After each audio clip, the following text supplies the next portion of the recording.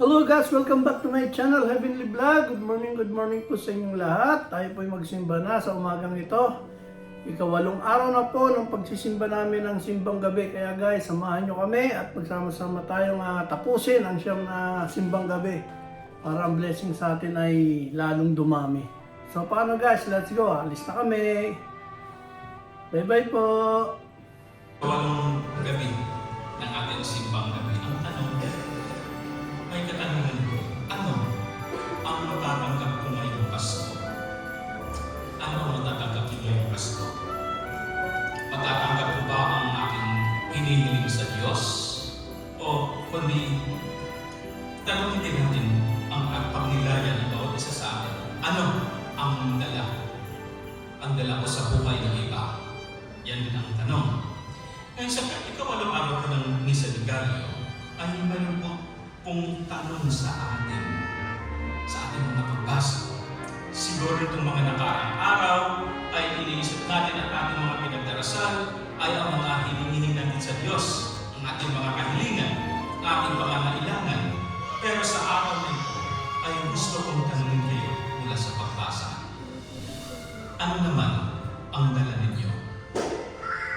Siguro ay marinig niyo ang tanong na yan sa iba't ibang Christmas party o pinupunta na yung mga Christmas gatherings.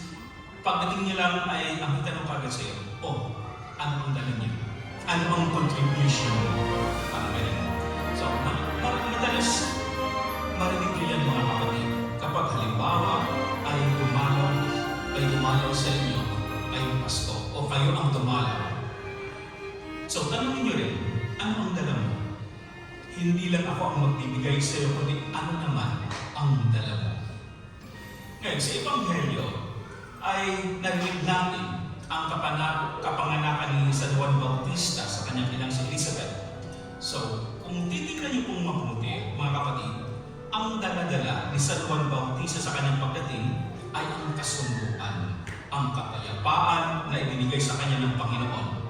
So siguro po, mga kapatid, ito ang pinakamagandang pagnilayan po natin sa araw na ito. Kapag dumating pa ako, ano kaya ang naladala ko? Kasunduan o kapayapaan? O baka naman ang pagdating ko ay iniwasan ako ng iba? Pagdating mo sa mga pagtitipon ay iniwasan ka na ng mga tao. Bakit? Sasabihin na, ako andyan na naman ang gumagawa ng away. Ang isipan ng iba, naku, andyan na naman ang dagadala ng chismis. Dumating na ang malagas ng bayan. Mga kapatid, mahirap po pala kapag daladala mo ay naging dahilan ng away. Hindi po yan ang kagustuhan ng Diyos, mga kapatid. Ang kalooban ng Diyos sa bawat isa sa atin ay katulad na sinugo niya si San Juan Bautista. Ang daladala ay ang pagkakasundo at kapayapaan. At ito ay natupad lalo kay Jesus na sinugo ng Panginoon. So, nagsigilang si Jesus, ang kanyang daladala ay kapayapaan, kasunduan sa bawat pamilya at sa bawat isa. Mga kapatid, alam ko po habang tatapos na po ang ating pagsisimbang gabi, ay iniisip po natin na kahit pinagdarasan lalo natin sa Panginoon ang mga kahilingan natin, ang mga nais natin matanggap ngayong Paskuhan. Matatapos natin ang siyang na araw nito, alam kong meron tayong natatanging panalangin. Pero po sana mga kapatid, bago matapos ang simbang gabi nito, ay tanungin din po sana natin ang bawat isa, ang ating mga sarili rin. Ano naman kaya ang dala ko? Huwag lang sana isipin natin kung anong dumating sa buhay ng iba. Ang dala ko ba ay kapayapaan o kasunduan? Ang dala ko ba ay pagkahibay-hiwalay o pag-away-away ng mga tao? So yun ibang siguro ay nakaka-relate kayo, nakakalabitan kayo, may kilala kayo o baka isa kayo doon. Okay? So siguro mga kapatid,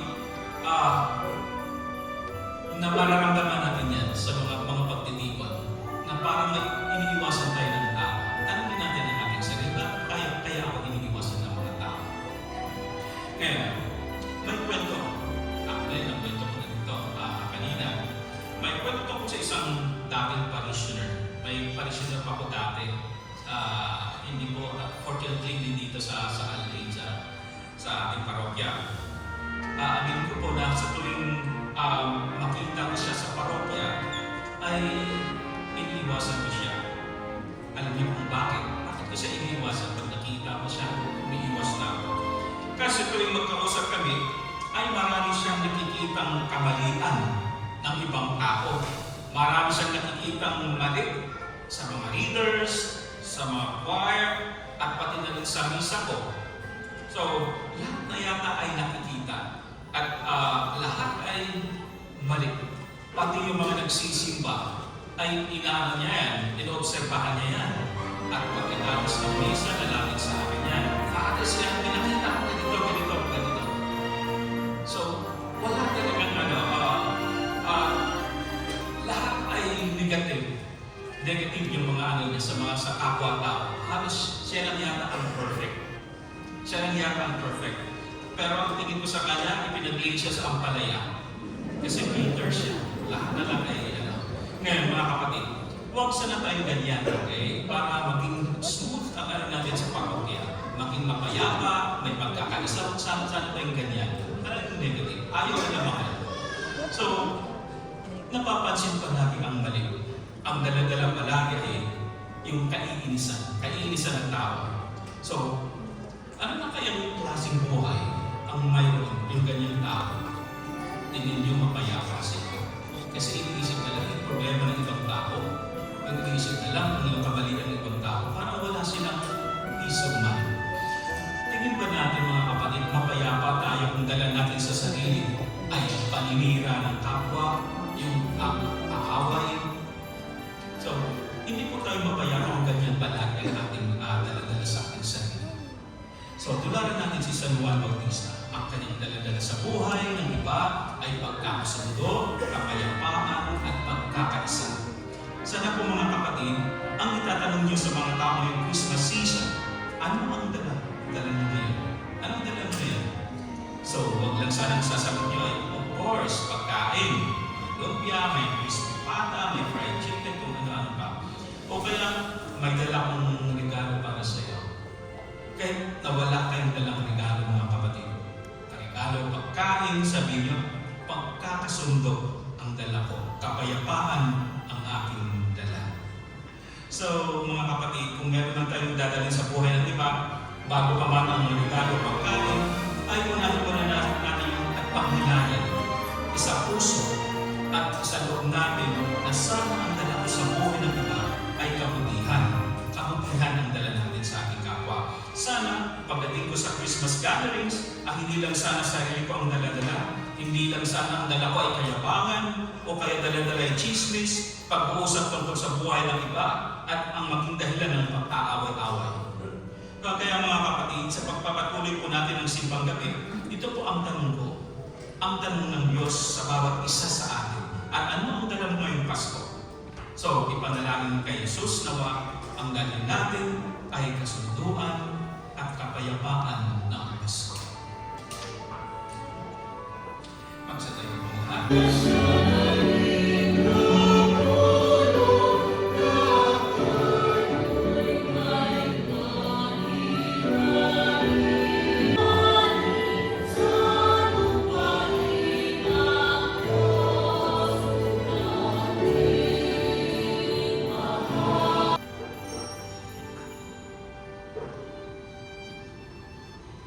Gayon din naman nung matapos ang hapunan, hinawakan niya ang kalis. Muling kanyang pinasalamatan. Iniabot niya ang kalis sa kanyang mga alagad at sinabi, "Tanggapin niyo lahat ito at inumin. Ito ang kalis ng aking dugo, ng bawat walang hanggang tipan. Ang aking dugo ay bubuhos para sa inyo at para sa lahat, sa ikapagpapatawad ng mga kasalanan. Gawin ninyo ito sa pag-alaala sa akin." Ipagbuhay natin ang misteryo ng pananampalataya. Ama, ginagawa namin din ang pag-alala sa pagkamatay at pagkabuhay ng iyong anak. Kaya inialay namin sa iyo ang tinapay na nagbibigay buhay at ang kalis na nagkakalog ng kaligtasan.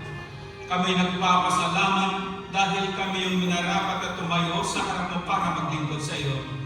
Isinasamo namin kami magsasalo-salo sa katawan at dugo ni Kristo ay mabuklod sa pagkakaisa sa pamamagitan ng Espiritu Santo. Ama, lingapin mo ang iyong simbahang laganap sa buong daigdig. Puspusin mo kayo sa pag-ibig, kaysa ni Leo naming Papa, ni Paulo naming Obispo ng Tanang Kaparian.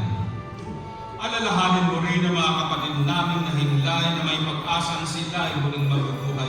Ayon din ang lahat ng mga pumanaw. Kawan mo sila't patuloyin sa iyong kaliwanagan. Kawan mo at pagindapatin kaming lahat na makasalo sa iyong buhay na walang wakas.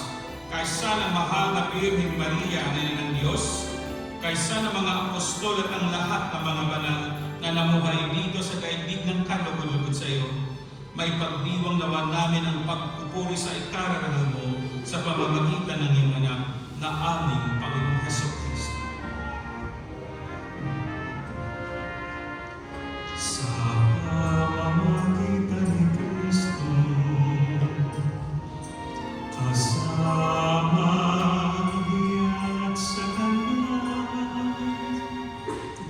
ang lahat ng parangal at papuri ay sa iyo, Diyos Ama, makapangyarihan, kasama Espiritu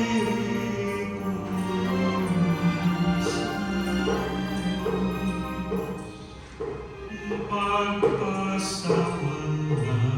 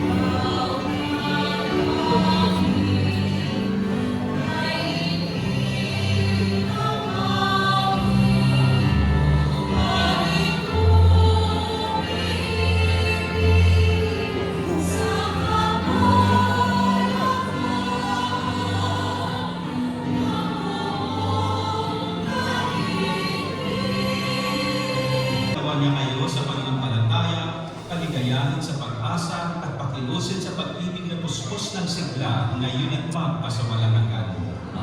Kayong nagagalak sa pagdating ng katawang tao, manunubos ay puspusin naman niya ng nagtiparang buhay na di natatapos kapag siya'y dumating ng kadakilaang bugos, magpasawalang hanggan. At magpalakong kayo ng makapangyarihan Diyos, Ama, Anak, at Espiritu Santo. Tapos na ang banal na misa, umayo kayong taglay ng kapayapaan upang ang Panginoon ay mahiling ang paglingkod. Salamat sa Diyos.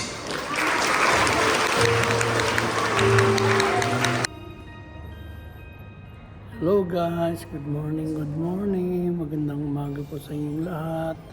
Ito po katatapos lang ng simbang gabi. Dito pa rin po sa may St. Mary's, sa may Al Ain, UAE. So guys, dito kami lagi ngayon nag-i-stay sa may loob ng simbahan kasi masyadong malamig doon sa labas. Ito, wala nang tao, nagano lang kami ng picture. Guys, thank you po sa inyong panonood.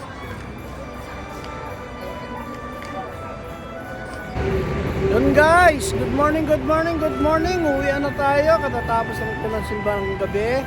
At 8 days kami ngayon guys. Isang araw na lang. Makaka 9 days na kami. Guys, bumili pala kami ng ticket kasi tomorrow, last day, merong parapol. Sana magwagi tayo. Sana lang, pero enjoy lang. At may bago na rin kaming calendar. Galing ng church. Ayan. Enjoy. Tapos meron siyang sobre.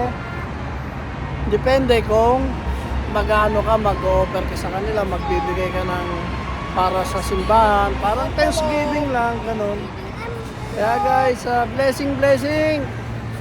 Thank you guys. More blessings to come. Lahat tayo sana umasenso mga Pilipino.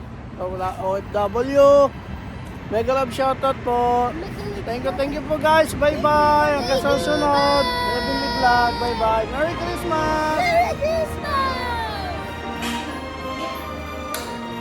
So guys, maglumi tayo sa umamang kay ganda.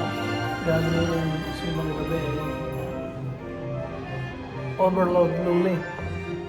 Let's go guys, kain tayo.